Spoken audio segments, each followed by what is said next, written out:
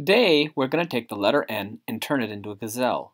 I start with the ears, and then I add horns.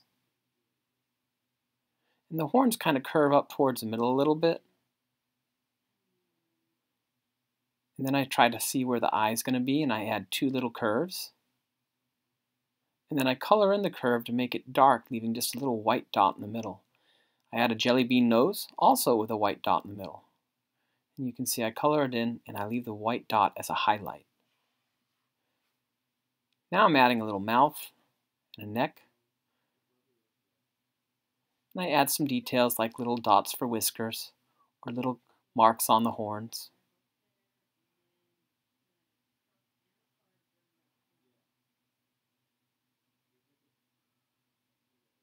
And there you have it. We've turned the N into a gazelle. Can hardly tell it's an N at all.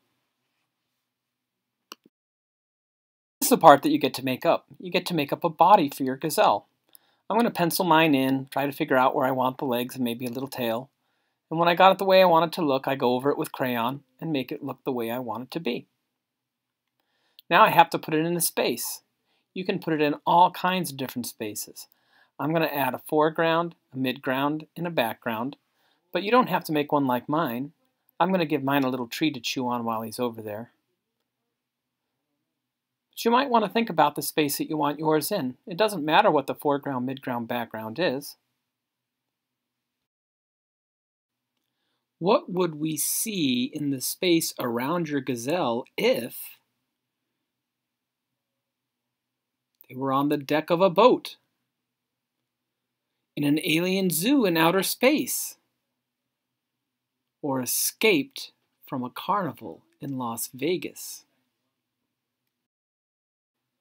Once you have your background and your foreground and midground all sketched out for whatever the space is around it, you can begin coloring. I'm starting to color the sky, but I want you to notice that I'm using different blues. I can change the blues by having different pressure or by using different colored blue crayons. I'm going to do the same thing with the sun. I'm going to use yellows and yellow-oranges. And then when I go to do my background, I might think about where the sun hits the mountains and try to make that really a brighter color, and then maybe have it fade to a different color as it moves away from the sun.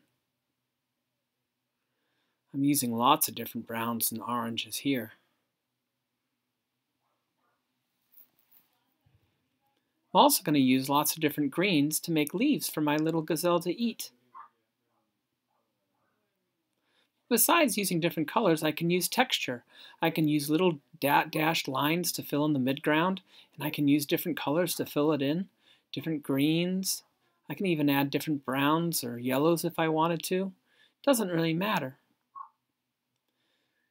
In the foreground, I'm going to use little dots to create a texture, kind of like sand or dirt.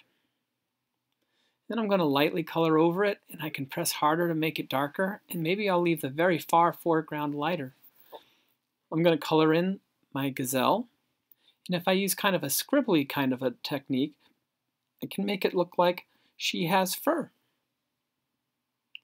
And there we have it, a gazelle from the letter N with space around it.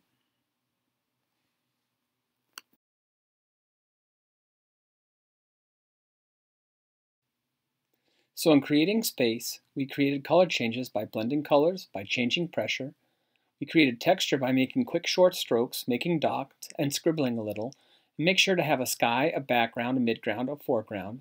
Be neat and have fun.